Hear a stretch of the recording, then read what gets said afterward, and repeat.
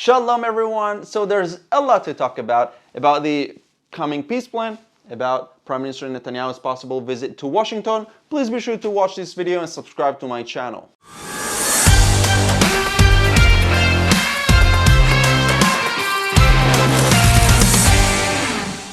So Prime Minister Netanyahu flew to Washington, D.C. this week to meet with President Trump.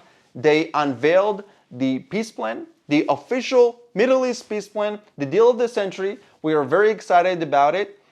I asked Israelis, what is their opinion? And a lot of them are telling me that they are hopeful. I mean, making peace with the Palestinians requires concessions from both sides. It means giving up on something on both sides. So I expected people to have harsh comments, but surprisingly, many Israelis, especially Israelis that live in Judea and Samaria, said that they accept this offer. So I think that this is a one-time chance to, finally have peace with the Palestinians. I mean, as an Israeli, as a Jew myself, I want peace with the Palestinian people. I believe that I'm speaking on behalf of the people in Israel, that many of us want peace. I have Palestinian friends, I have Muslim and Arab friends, and I have nothing against them. We communicate, we have a great communication, and actually I'm getting a lot of personal messages from Palestinian people that express their love and gratitude for Israel. Unfortunately, they can't express it in public yet because let's be honest, the Palestinian society is based on blind hate toward Jews and Israel. They have radicals in their leadership. The Palestinian Authority is led by a president that, he called President Trump a dog. His reaction to the peace plan was saying that the only solution is terror attacks. He said it in beautiful words, but that was his meeting. So we're dealing with a radical leadership within the Palestinian Authority, but I believe that a lot of the Palestinian people, they do want peace. So we have to make a difference between the leadership and the people. Although the Palestinian society is based on hatred, I believe that many of them are sick of the hate and they want peace. The general reaction within the Palestinian Authority was hate and violence. Shortly after the peace plan was unveiled, we saw Palestinian people in Ramallah burning images of President Trump and Prime Minister Netanyahu. And they were chanting, of course. They were very angry about it. So I would assume that their answer is no, unfortunately, because we have offered the Palestinians peace offers many times. This is not the first plan.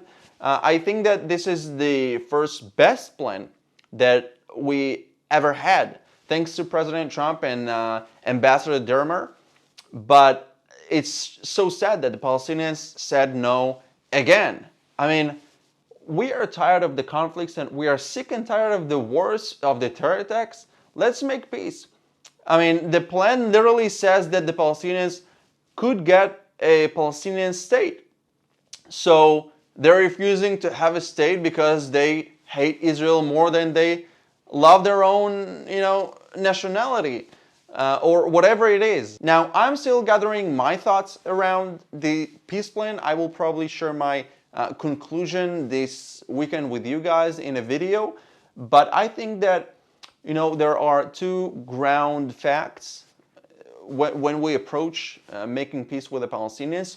One is that any future state given to the Palestinians will be established on Jewish historical land, because Judea and Samaria is where most of the biblical events had occurred. So, it is Jewish. That's a fact. That's a concession. A second fact is that the Palestinian issue needs to be solved. They need a solution, and expelling people from their homes to Jordan or whatever. I've read a few solutions that people wrote online. I think that it's not really a solution. We have to sit down, negotiate, and do something to stop the hatred, to stop the terror attacks, and to have peace. But what was really surprising to see is that Saudi Arabia, Qatar, Egypt, and the United Arab Emirates welcomed the peace plan. To see Arab nations, Arab leaders supporting the peace plan, welcoming it, is something very good, because the peace plan itself doesn't surround the Palestinian issue. The bigger image is to have peace in the Middle East. I think that we are living in historic times.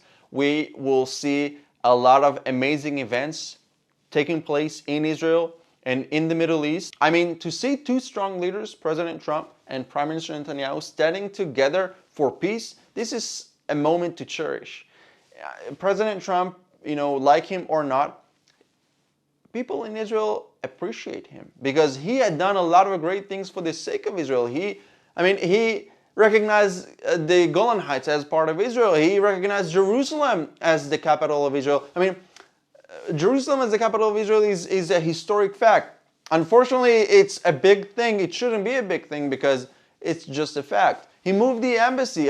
He has been a great friend to Israel and the Jewish people.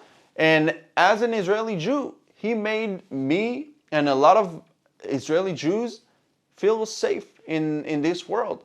And, it's a contrary to the situation in Europe to see leaders in Europe that shy away from problems that, they need to solve, such as blind hate, anti-Semitism.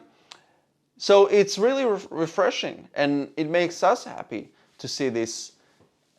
But I'm really curious to know, what do you guys think about this? Because I saw people commenting saying that this is a disaster, that this is horrible. But on the other hand, I saw people welcoming this. So I'm really curious to know from you, what do you think about this and why? The second amazing thing that is going to happen is that Prime Minister Netanyahu is possibly going to fly to Moscow, to Russia, to bring Naama Issachar back to Israel. Naama is an Israeli woman that was charged, she was jailed with drug charges. She said that she was framed, that she didn't have any drugs on her. But regardless of that, we are very happy that she's returning. She has been sitting in Russian prison for 9 months. And after President Putin visited Israel, things have changed. It's just amazing to see how Prime Minister Netanyahu keeps a strong relationship with President Trump, President Putin, Arab leaders in the Middle East. This is something amazing. I hope that you guys appreciate this as much as I do, because again, like him or not, he's doing a lot of great things for the sake of Israel's security, such as this peace plan, because it's going to, it's going to strengthen Israel's eastern border. It's Israel's longest border, and this peace plan is going to include Jordan Valley and north of the Dead Sea as part of Israel, the Israel state, let's call it this way, and it really strengthens Israel's security. So I think that we are going to witness some amazing things, and I can't wait to read your comments. Please subscribe to my YouTube channel. It helps me a lot. You will not believe how much it helps me. It helps me to reach more people with the truth about Israel, unlike what the media is trying to spread, the fake news media. So I really appreciate your support. See you next week.